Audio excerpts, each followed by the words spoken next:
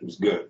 All right, just real quick, kind of things that you need in your bug out bag, in your go bag, right?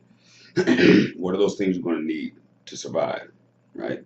And again, by all means, this cannot be a fully inclusive list of things, but it is things that you need to think about, things that you need to be prepared to do. First of all of your important documents and identification and these kinds of things should go inside of a plastic bag, which should in turn go inside of a plastic bag, which should in turn sit within a waterproof receptacle.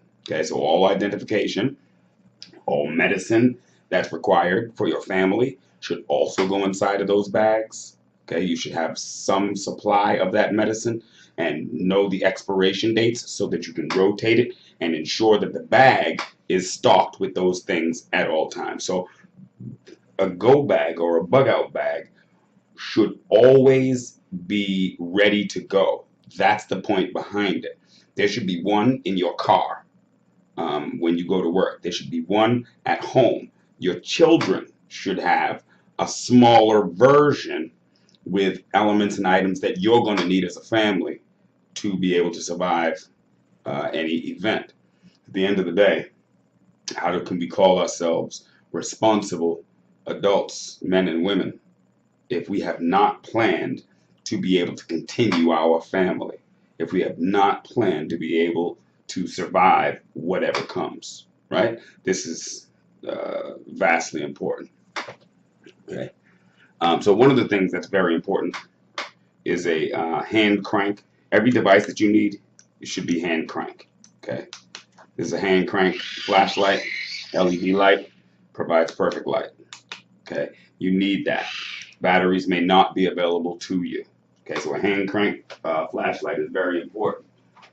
In addition to that, you don't want to break communication, right? You don't want to break radio silence. So you also want a hand crank radio, weather, and alarm system.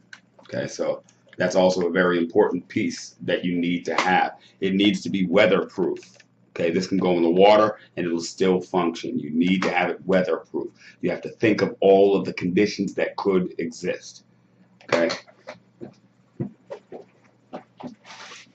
Thermal blankets. Now, thermal blankets have many functions, many things that they can do for you. First of all, they can keep you warm in the cold. Okay, so that's first and foremost. But they can also mask you from heat scans, from thermal scans. So when someone's searching for someone using a heat scan, these thermal blankets can shield you, can make you invisible. Furthermore, in case of an EMP pulse or an EMP attack, you can take and use these to wrap your sensitive electronics up in, and they will survive that attack.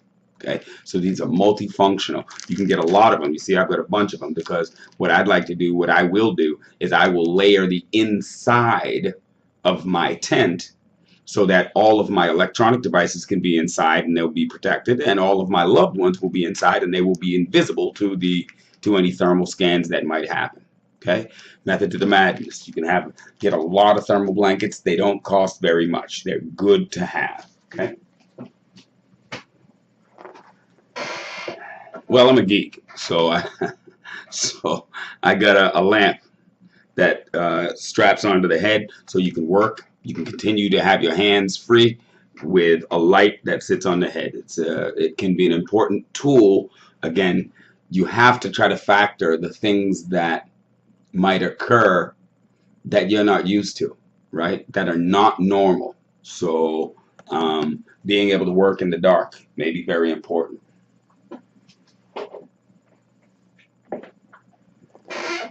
Three-phase gas masks, right? Biochemical and nuclear attack. You need to have gas masks for every member of your family. Every single member. Okay?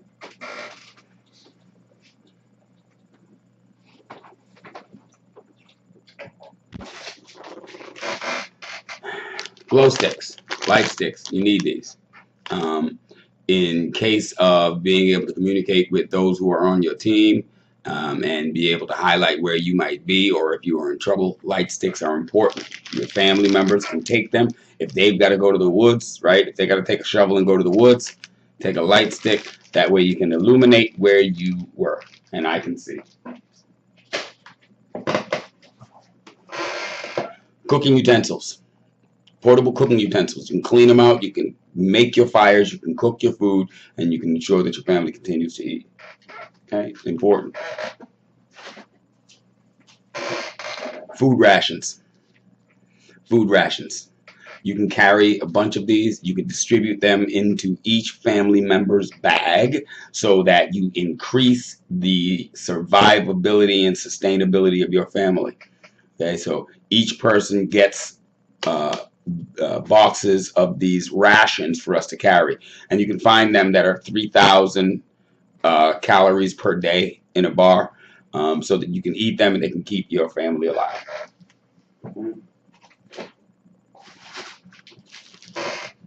Basic medical solutions, antiseptics, eye washes, those things that you might encounter. Someone can get a nail.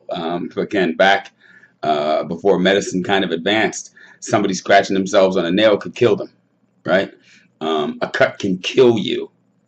Okay, so it is important that you provide for yourself basic medical services. It's important that you have a rather advanced first aid kit so that you can do whatever work you need to, sutures, what have you.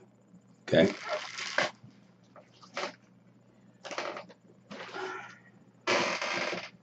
You're going to need a good knife. Okay. That knife should have a compass on it. Okay. In addition to a compass, you should have a lot of different tools inside of the handle of this knife. Okay. You want to have fishing wire. You want to have a needle and thread. You want to have many different tools within this. The real issue is conservation of space. Okay, conservation of space and weight. If you start to think about what it will be to move in an event, if you've got ammo, if you've got tents, bedding, if you've got these kinds of things, it can get very, very heavy. So what you have to do is you have to kind of think through what is it that you are going to bring, what is it that you are going to need, and what role each person will play, right? So when you define the roles, that's what's going to determine what they should carry. Everybody takes a sidearm, right? Everybody takes a sidearm. Someone's got a street sweeper. Someone's got a saw. Someone's got an assault rifle, right? And these positions are taken, and each role has a very specific task. I'm not going to go too far in attack, but I will also have thread, yarn, soap, daily needs, shrink wrapped, right? Daily needs that are, again, just the kinds of things that you're going to need: toilet paper and power and antiseptic and soap, and these kinds of things. I've also got legumes. I've got seeds, okay? And I collect seeds of all kinds, those things that are most important to our diet in order to survive. So I keep seeds. So if and when we get to a spot where we can, in fact, set up camp for a minute, then we're going to grow something for us to be able to eat and survive. Okay. I also have water. I keep packets of water. The problem with them are they are very, very heavy. So what you really need to do is you need to have a few different methods of filtering water, right? You need to have a non-electric solution that will allow you to filter water in real time. This is a self-cleaning filter, and so I can filter the water that will keep my family alive in a go-forward capacity. Okay. Some of the tools and different things that you've seen me speak about, ranged weapons, protection, and these kinds of things. These are, I won't go into. I think everybody has their favorite type of tool in that regard. I certainly have my own, but you definitely need handheld, light tools for encounters. I will say, okay. So that's just a brief kind of description of what you need in your go bag. There's absolutely an awful lot more that you need. I've got a list. You see it that I shared. I compiled a note, and in that note, it is a lot more detailed.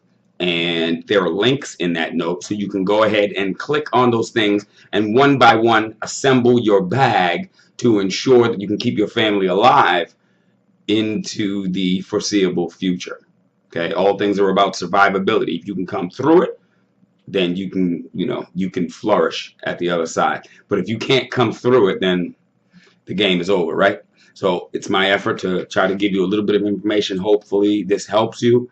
Hopefully the note you will access. You'll order these things for yourself. Get your family prepared. Test with these. Train with these. I've got there's a lot of tactical vests and belts that I have so that I can wear and carry all the things that I need to.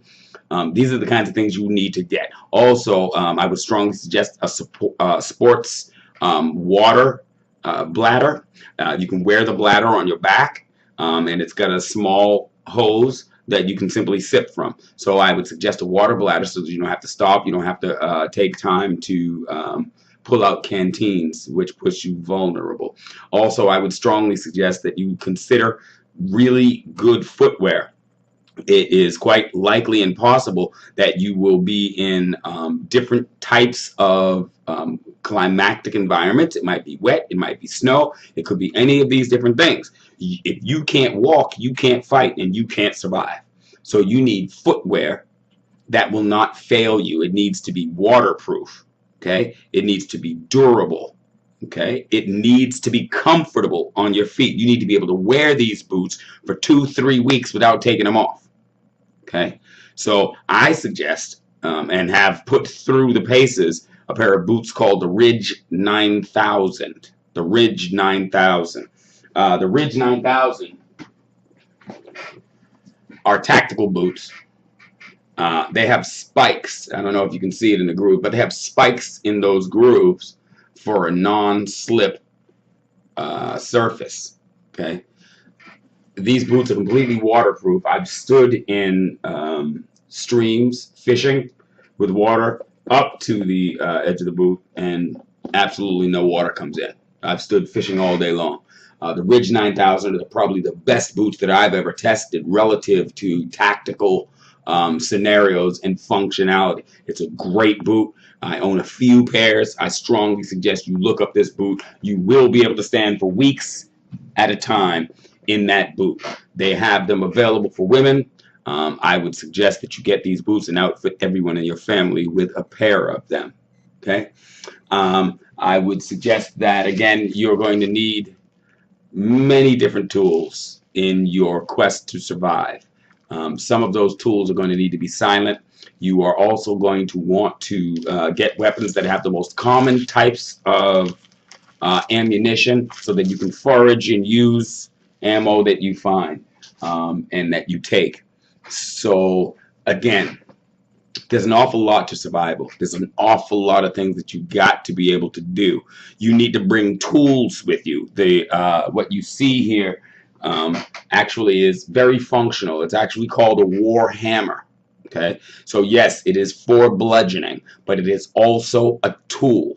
Okay, it is also a tool. I can place holes into trees, put spikes into that, drive those in, and run lines so that I can do whatever I need to do. So this is a tool. It is also a hammer. So it's a multifunctional device. I can use this, and it can assist me in many different areas. I also happen to have a zinc lighter starter, fire starter. Which is really, really nice. You should always have a fire starter and have a way of building a fire. Certainly be familiar with a bow to be able to make a fire. The most important thing that most people fail, it takes them hours to turn a fire, to make a spark. When you're using a bow, your most important element is the downward pressure on your bow. That is what's going to create friction. As you pull your bow back and forth, the downward pressure creates the friction. So put a rag on your hand, put a glove on your hand, hold your dowel down, and run your bow back and forth, and you'll create fire within 5 to 10 minutes. It is important that you practice. It is important that you train.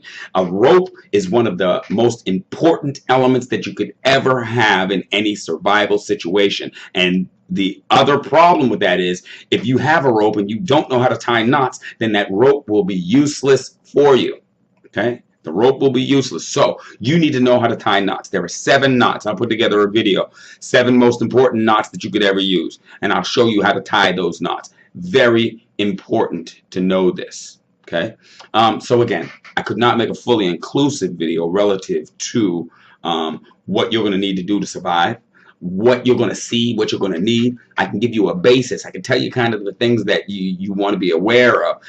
You don't want to use battery-based portable devices as flashlights, radios. If there's a gas rupture, that battery-based will cause an explosion.